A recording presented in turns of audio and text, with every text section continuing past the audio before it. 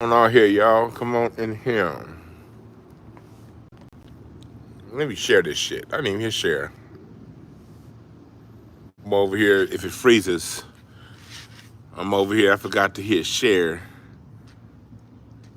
When it goes on Twitter, I'm gonna come right back over here. Twitter. Come on in here. Come on in here, folks.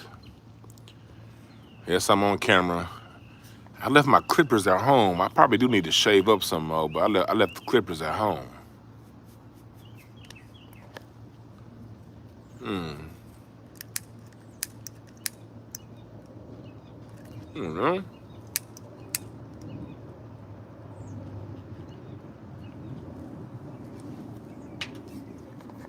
Come on in here, chat room. If you in Dallas, press the number one. If you in Dallas, press the number one. If you in Dallas and come, there's only like 7 motherfuckers in here, so shit. I should maybe wait till later on more people get up in this bitch. Well, come on in here, y'all. Nigeria Butterfly, you coming to the show tonight? You coming to the show tonight? If y'all want 2-for-1 tickets for the show tonight, and it's only gonna go for people who see this live. If you want, I don't say never said 2-for-1. If you want discount tickets tonight, you got yours? Hell yeah. VIPs.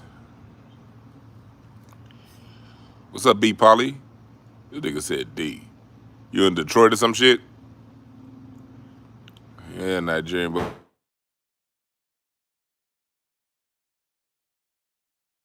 nigga, I'm live, bitch.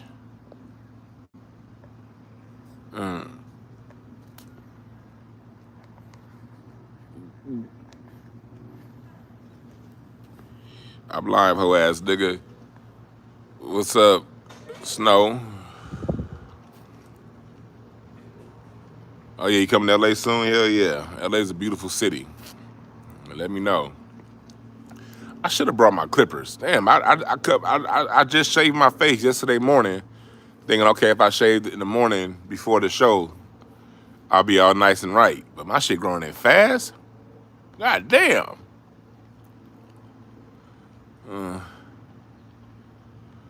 But what y'all in here doing, talking about?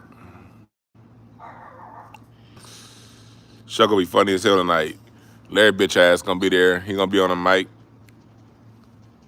Sling Johnson. His plane just landed. He'll be there tonight.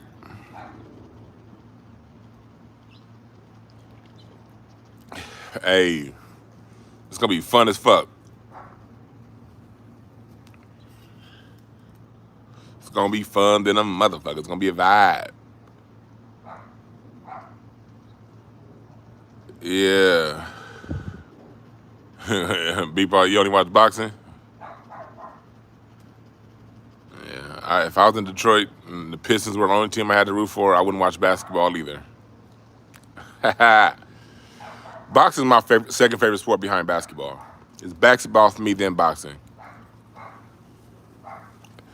And I don't watch broad boxing. I can't watch women, but I don't watch women's boxing. And I don't watch none of that MMA shit. MMA is stupid to me.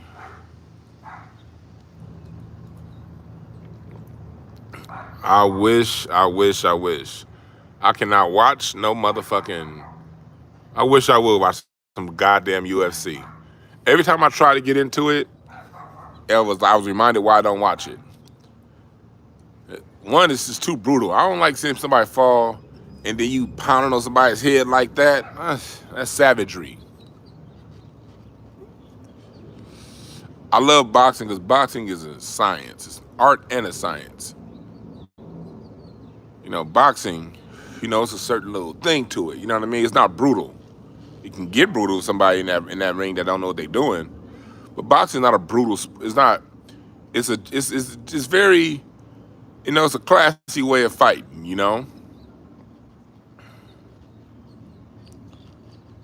You said women label something. I can't watch WNBA. Nope. But MMA that's nothing but that's homoerotic wrestling. It's too much. I can't watch two dudes in tighties and tighty whities doing a move called a ground and a pound. Like I was watching UFC one time. They're like, "Oh, Chuck Liddell grounds and pounds." I'm like, ground and pound? And you niggas watch that? It's like 20 years ago, like 15 years ago. And UFC was 15 years ago. And that shit was getting real popular. In the mid 2000s, and they'd be like, I remember I tried to watch another event, and they were like, Tito Ortiz gets him in the rear naked chokehold.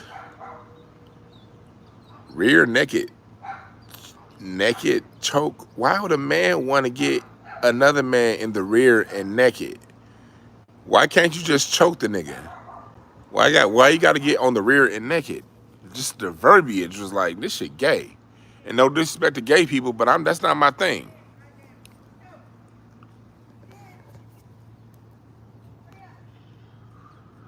Can't watch no fucking ground and pound and just landing in Dallas. That's what's up. You coming to the show tonight? Come on to the show tonight. Early purchase is strongly suggested that you buy early tickets, but we still gonna have some tickets at the door. We're gonna make sure if you want to walk up, we're gonna make sure that we leave some seats open for people that want to walk up. So, yeah, Smoke Splitter. That's a pause for a name of rear naked chokehold. Yeah. Anthony Herring, appreciate the Cash App. Yes, sir. Yeah, I respect hands. Like boxing is two people on equal footing, no cheating, like nobody slipping and falling in it. No, it's just equal footing, a gentlemanly contest. Who's gonna win? My hands versus your hands. No illegal, nothing that's gonna, no punching in the balls, no hitting behind the head, no nothing, gloves on so you don't get permanent damage. The permanent damage comes in boxing when these niggas fight too long. And it can happen anything. You can get permanent damage playing hockey, basketball, or football too. So, but boxing is a more respectful way of fighting, so I respect it. I'm not watching no ground and pound. Kiss my ass. But I'm loving it here in Dallas, man. I love Dallas. My family from Dallas. And I'm here at my cousin's house in Dallas. I'm loving this shit. I always feel like I'm home when I'm in Dallas. My family been here in this Dallas area for well over 200 years. Possibly longer than that, but the records go back 200 years. I would say definitely longer than that. But the records go back to the 1830s here in Dallas, here in the Dallas region. This whole central Texas for this side of the family. East Texas for my mom's side of the family. Overton, Texas on my mom's side. Now, I ain't going to no racetrack. I like horse racing too, but I'm good. We used to have, what's up, Quan? We used to have racetrack in LA, Hollywood Park, where the SoFi Stadium is for the Rams. Some of my best childhood memories going to those horse races with my grandmother. Me and my grandmother used to go to watch the horse races at Hollywood Park. And then Santa Anita. Oh, cars. Okay. I'm flying out Sunday. I would fuck with the car races. I would do that. I would, but man, I'm flying out. Got to get back to LA.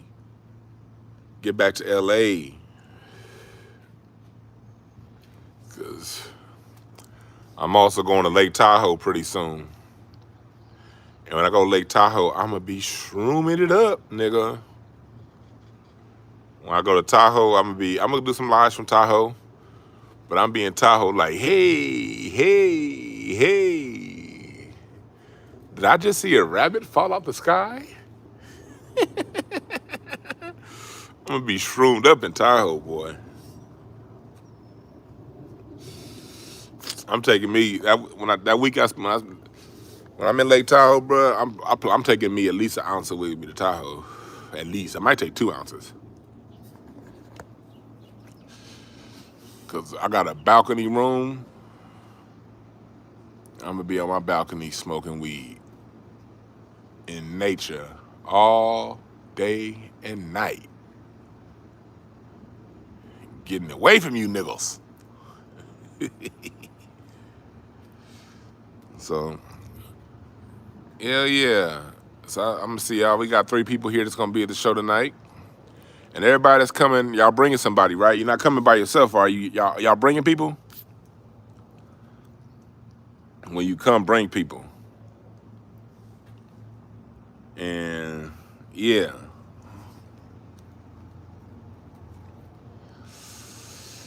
Yeah. You say you have a 3-day weekend, shrooms on deck. That's right. That's right. Because when you shroom, you need that next day to recover. And I say recover because for me, mushrooms are spiritual. You know, so there is spiritual experience for me. Thank you for that, Quan. Mushrooms are a spiritual experience for me. So that next day, after a shroom trip, I'm usually downloading, writing things down. I'm still mostly in meditation the whole next day after a shroom trip. Just getting all kinds of downloads, inspirations, ideas, business practices, ways to treat my wife better in my own mind, ways to treat myself better. You know what I mean? Because no matter how good you are at something, you can always be better. You know what I mean? I'm always trying to be a better nigga.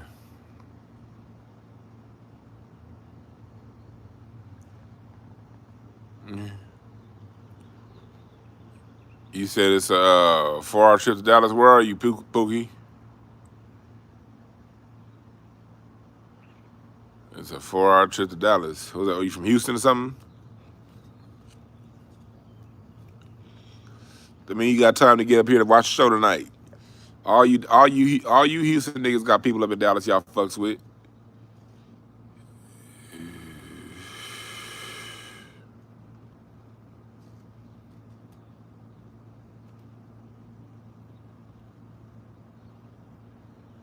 Yeah, so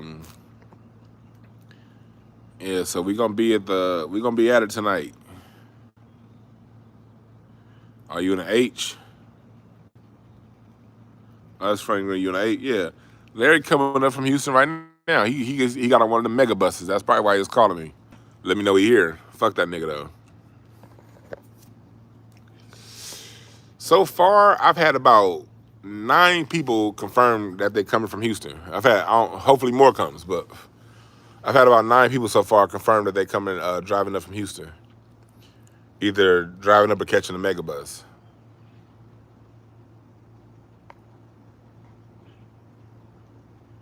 Yeah, it's all about growth and development, elevated bit. Don't get me wrong, I get very high doing shrooms too and have a lot of fun. But the primary objective to shroom trips is to be a better person. And I have different areas. Every trip that I go on, I focus on a different area of my life that I need to improve. You know, sometimes whether it be financially, whether it be being better at communicating to my wife, whether it be, whatever I feel I need to grow in. Every shroom trip's primary objective is to be a better person. And within that, I have a fuck ton of fun. Damn.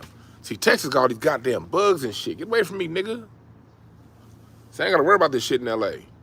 Fuck away from me. I be live all the time with y'all from LA. Y'all never see me flicking shit away.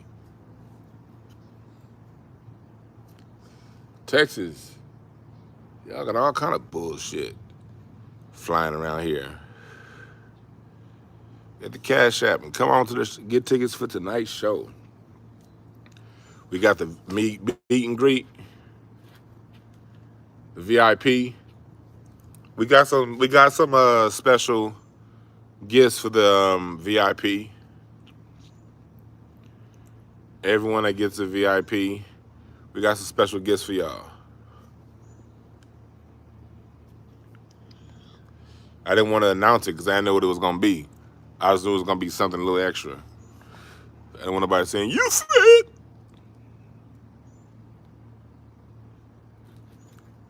Yeah, what's up, Caledonia? Yeah, I remember I was just telling my cousin, my first time I came to Dallas was in 1988 with my grandmother. First time I ever got on a plane was to go from LAX to Dallas. Came here with my grandmother. It was either 88 or 89. And I remember my Aunt Pearl, she had a motherfucking, get away from me, nigga. I think they smell this Cali weed. I think these bugs smell this Cali weed over here, and they like, hey, we want something. I'm about to smash you with my crock, nigga. Fuck away from here. Anyway. So, I just remember seeing a big-ass water bug go behind my Aunt Pearl's piano. And that shit looked like a limousine. And then that bitch flew. That traumatized me. I was like 8. I ain't never seen no shit like that before. That motherfucker back. God damn, nigga, you will get crock smashed, bitch. Flying under the table. Let me stand up, nigga. Fuck away from this goddamn thing. I think this little bug smell is Cali weed and this shit's fucking his mind up. God damn. So, yeah, welcome to Texas. What's up, Reno?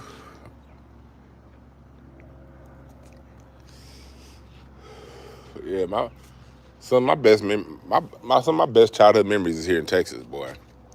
Coming here to Dallas to kick up my dad's side of the family, going down to Overton and Lufkin to kick up my mom's side of the family. I used to love going to Overton, Texas. My cousins had horses. I have family in Overton, New London, and Lufkin. Some of my best childhood memories is driving from Dallas, going down to Lufkin. Because every time you about to board your flight, you going to be here in time for the show, Camp P? You going to be here in time for tonight's show? On dude. Hell yeah. Hell yeah. Hell yeah. So,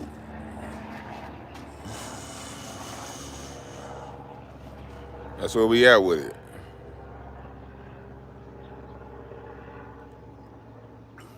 I think that fly is done fucking with me.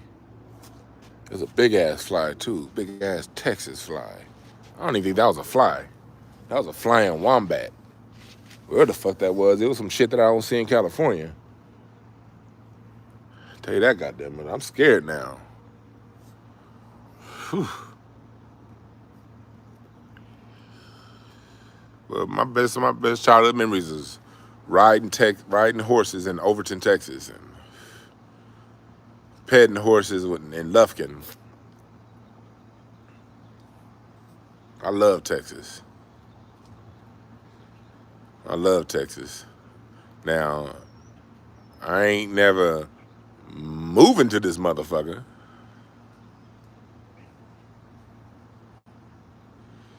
If you need, look, I will, if you struggling, look, if you email me, all right, Caledonia, if you struggling and you still want to come to the Tonight Show, email me, info@DwannB.com. I will give away, we'll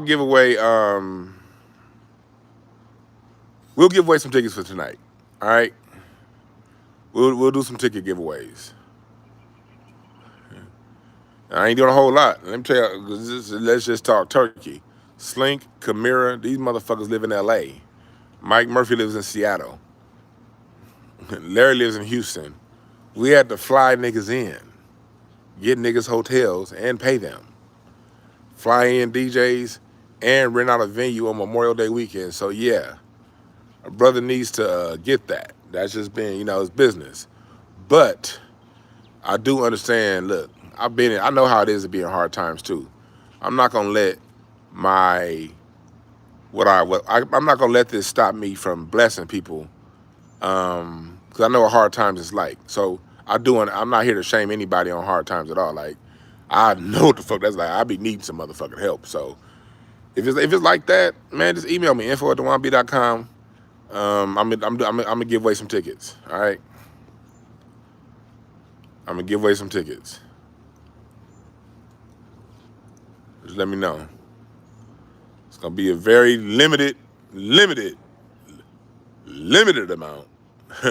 When I say limited, put that in caps. Count them on one hand. Yeah, you're right, Quan. You've been with me through my whole struggle with this.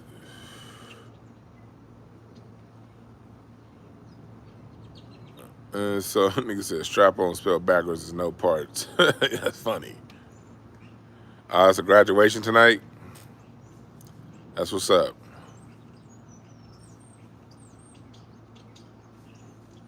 Yeah.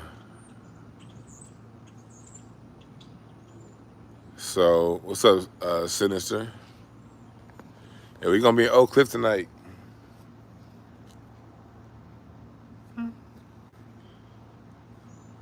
Yeah.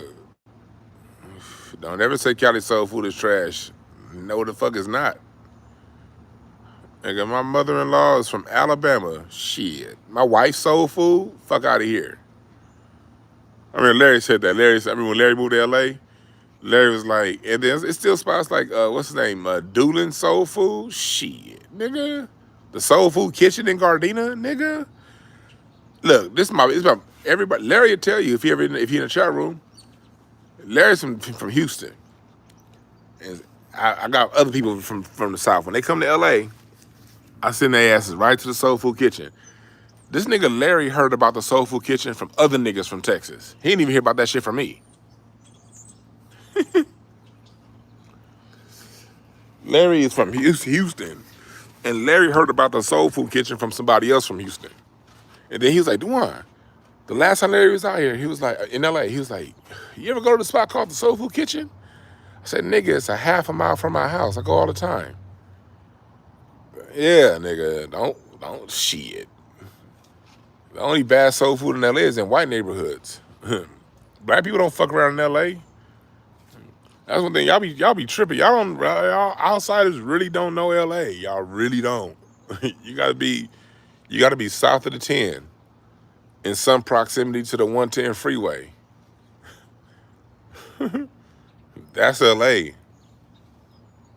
Doolin's, nigga, what? Soul Food Kitchen, what? Soul Food Kitchen, this is, nigga, we gotta get all this regional shit. We black. It didn't start in nowhere. The reason why, when you understand the history of the South, a lot of black people weren't originally from the South. A lot of them black people were in the North. And captured, enslaved, and sold to the South in the 1800s. To a struggling, because especially what do you think happened to all those black slaves in the North? The biggest plantations were in New York. Do you think they just let those slaves walk free? No, they sold them to the South. So it's a whole lot of black culture that's in the South that spent thousands of years in the Massachusetts region, in the Ohio region, Indiana, Michigan. As these crackers started settling those lands, they had slave catchers. Indiana, And they would capture black people and sell them down the river to the south. The Mississippian Wars. This shit way more complicated than we understand. That's why I don't be on that regional shit. We black. We're an amalgamation of a lot of shit. And whatever region we come from,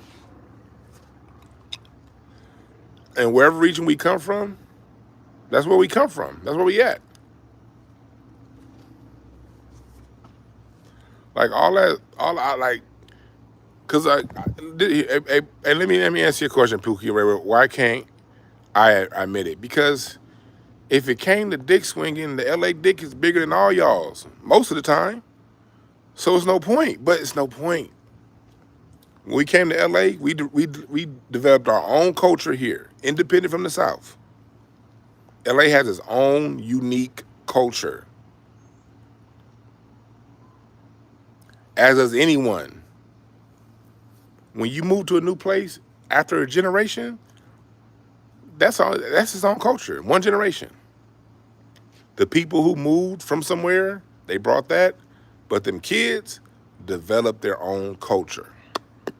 And you can pick up an anthropology book to that. See, one thing, when I speak about culture, I don't speak about it from a ethnocentric, prideful point of view. If you listen to what I say and you take any kind of interest in cultural anthropology or sociology, you'll understand the science back what I said. It's not about how you feel. Even with New York, I talk all kind of shit about New York people, but New York people came from the Carolinas. But when they got to New York, they developed their own culture that's specific to New York, that's independent from the South. The same way Kansas City did. Most of those guys from Kansas City were from the South. But when you start to get to the 1930s and 1940s, Kansas City developed its own sound, its own culture, independent from Memphis, New Orleans, and those places that those people come from. The Kansas City sound is its own thing, separate from the South, even though they came from the South.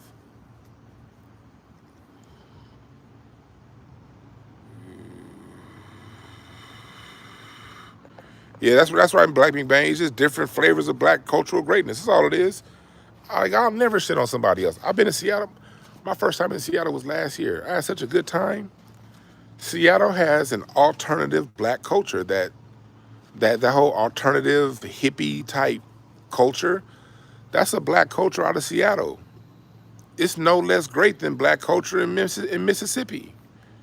It's just another expression of beautiful black culture. Second generation, they developed their own culture. It's now a different entity than the culture it comes from.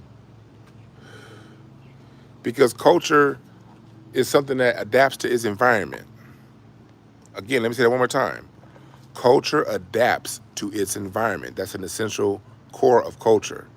Same thing with religion. Its thing as relative to its environment. Its environment, the weather, the food, the energy, what crystals are underground. Like, New York has a particular energy to it because it's sitting on a big ass quartz, so I heard. What minerals are underground? What's the frequency of the city and the tone? See, people don't understand. Different cities and stuff, they all have different frequencies. So if you're gonna live somewhere, you have to adapt to that frequency. So after being in that place for so long, in order for you to survive, you have to adapt to the frequency of that particular environment. And those who can't adapt to the frequency of their environment are the people you see move back home. Because everyone's gonna be on different frequencies.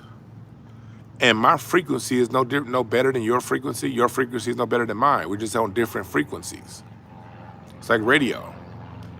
Every city, every state, every town has a card. Like California is a two of diamonds state. Two of diamonds is all about that money, baby. California is a two of diamonds state. I forgot what Texas is. Every state has its own card.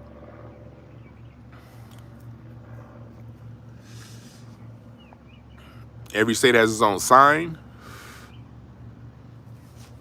Every city has its own card. And all these cards are based on the founding dates of those places. This shit is complicated. So when you relegate, it's like when people relegate everything to the South, it's no different than everybody relegating everything to Africa. Same shit. Oh, that's African. Okay. What part of it is African? And how can you prove it came from there? See, mac and cheese came from George Washington's chef after he went to go visit France. So is mac and cheese a Washington, D.C. thing? Can the South claim that? I don't know. But it's definitely considered Southern soul food, isn't it?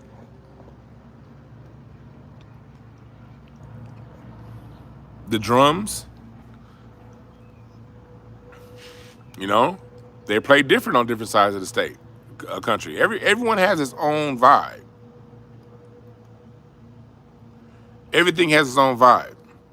And it's through the respect of the differences in cultures we can learn from one another and grow. You have to look at it from different aspects. There's an underlying cultural continuity. And again, when I say, I speak from an anthropological point of view, yo. I don't speak from an emotion. Y'all can look this shit up.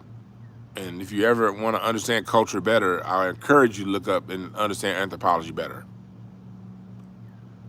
But culturally, there's a cultural continuity as the mass consciousness and cultures that we have as black people, the fact that we do the same things. We create music and dances and ways of dress, but depending on the frequency of our environment, it expresses itself differently. Micro and macro. There's a macro culture of Black America, and then there are the micro cultures of the cities and towns and states that you live in. There are sub-micro cultures, like LA has a culture, and then Inglewood has a culture that's different than Compton. Compton has a culture that's different than South Central. South Central has a culture that's different from the Valley. You dig what I'm saying? And then when you get to South Central LA, the Ladera Heights niggas with money culture, which is only 3 miles away from 2 miles away from the Slauson and Crenshaw nigga rolling 60s, get it how you get it culture. See, the reason why the 60s became such a powerful name in the hood in LA, they were called the Rolling 60s. See, the Rolling 60s lived on the west side. They west side hoods. So their parents had a little bit more money, but they still grimy. So, and the 60s are hustlers. The 60s in LA, those are a lot of times your best club promoters. A lot of them niggas is from 60s. You know what I mean? 60s is about their money. So 60s was always had cars. So they got the name Rolling 60s because they'll roll up on your ass, drive by, shoot, and be out. Whereas them East Side niggas was a little more grimy at the time. They may not have had the cars as quick as the 60s niggas. 60s niggas always knew somebody's mama had a car. Or somebody's mama got them a car at 16 if you're from 60s hood. It's still a hood, but it's always niggas with money over there, still. So the culture of 60s hood was different than the culture of the hoods in Watts. Same city, 4 miles apart.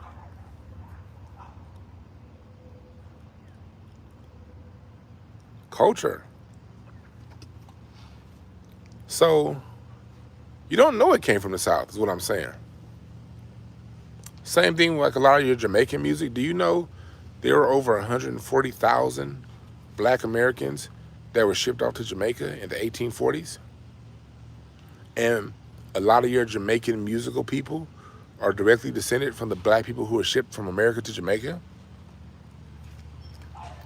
So we can prove that culturally through lineages. We can see that. We can show you the 140,000 black people that were sent down in Jamaica in the 1800s that brought their music with them. And now we hear the music coming out of Jamaica. Question, is it Jamaican? That's why I'm getting all that.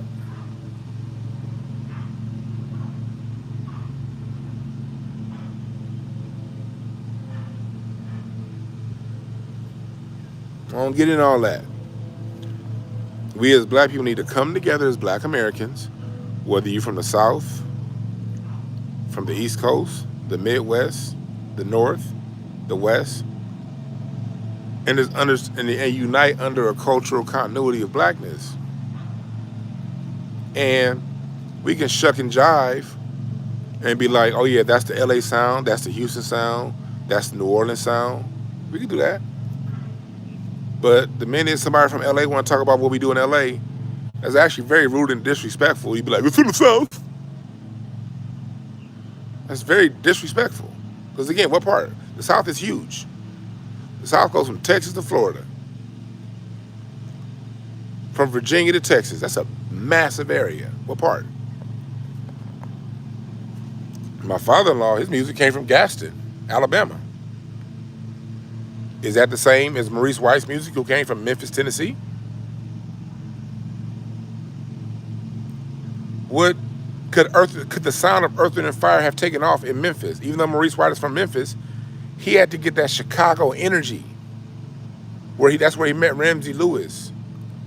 Maurice White needed that Chicago energy to get Earth, Wind & Fire going.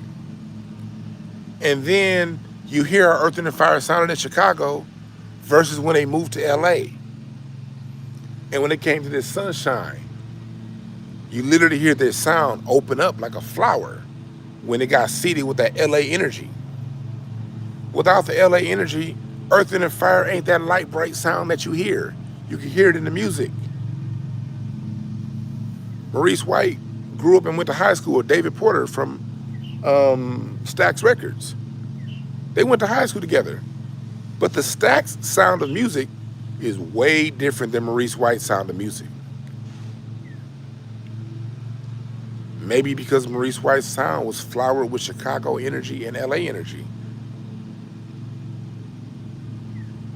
The environment you live in, is it sunny?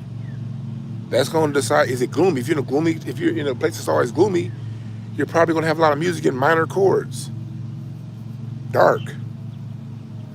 Versus if it's sunny, it's going to be major and open. Yeah, Nate Dogg is from the South. Yeah, he's from the South, but that sound couldn't have worked in the South. That sound has LA's energy. Nate Dogg, Dr. Dre, that whole Death Row sound, that's LA energy. Those records were produced at Solar Records. Dick Griffey, The Whispers, that's where The Whispers recorded. Rolls Royce, Lakeside. That's the energy of that Death Row sound. If Death Row was so southern, why didn't the South create a Death Row then? That should be so damn disrespectful the minute you talk about what you got going on. Somebody like, well, it's from here. No, it's black. That's what it is. It's black. That's where it's from. It's from blackness. It's blackness expressed through the energy of LA. Just like your sound is the blackness expressed through the energy of Houston and the energy of Dallas. Erykah Badu's my favorite R&B singer of this generation. Erykah Badu's energy is all Dallas, mixed with that New York Electric Lady Studios vibe they had going on in the late 90s. They had a special chemistry getting mixed up in Electric Lady Studios up in New York. But that's a Dallas vibe. And I appreciate Dallas for that. I'm not going to sit here and be like, well, she lived in LA for 10 years. For what? That would be stupid. If I said, yeah, Erykah Badu, the genesis of her sound, the nucleus of her sound is the Roy Ayers vibe. Roy Ayers is from LA. I could easily be like, that whole neo soul vibe, man, that's Roy Ayers. Man, Roy Ayers is from LA. That's all LA. That'll be corny. LA, and you can verify this from a book by Nelson George, The Death of Rhythm and Blues, written in 1988. The sound of rhythm and blues is a LA sound. Nigga, if we want to go there to the 1940s, R&B never would have become a genre, would have become a viable genre without LA. The two most important places for R&B is LA and Chicago. And one thing, Chicago niggas don't be on that shit, LA niggas don't be on that shit. R&B wouldn't exist without Chicago and LA, because that's where mostly all of the recording studios were for R&B in the 40s and the 50s. When R&B was another sound, LA was a place that invested in R&B. Chicago invested in R&B, not the South. The South was still on the blues. It was LA and Chicago that invested in R&B. And to a lesser extent, St. Louis. We wouldn't have R&B if it weren't for LA. Disco is out of LA. Barry White, Love's Theme. Chicago.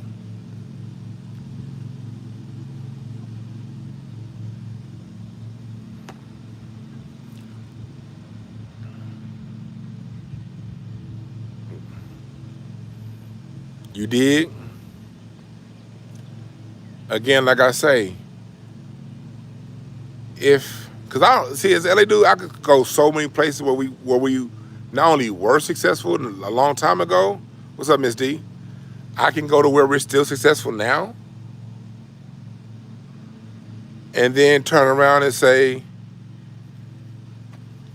okay, now show me that level of success in your city. If it's so big, if you're so good and great where you come from, all right, show it. Where's the proof? Give me more than 3 niggas from where you come from. So, but it's not that important because we black. When I see niggas in Memphis win, I win. When I see niggas in Newport News, Virginia win, I win. When I see niggas in Detroit, Michigan win, I win. And especially when it comes to a lot of that stuff, especially up in Michigan, hell, if we want to go there, I have the one side of our family is from the Potawatomi tribe of Michigan, black as fuck. I could easily claim the North. I can claim the North just as much as I can claim the South. Michigan, I got native blood from Michigan. Black as fuck too. When the Potawatomi were marched down to Oklahoma during the Trail of Tears, they stayed in Benton Harbor, Michigan. Them niggas was black. They never saw the South. That's the side of my family that invented the automatic railroad crossing. They never saw the South. Huh? So all that, they come from the South. No. My family, who's doctors, who were like the doctors in the 1800s, the ones who were the politicians in the early 1900s, they descend from Michigan, Potawatomi people. Never seen the South. And they're black. You see it in my skin? They look like this.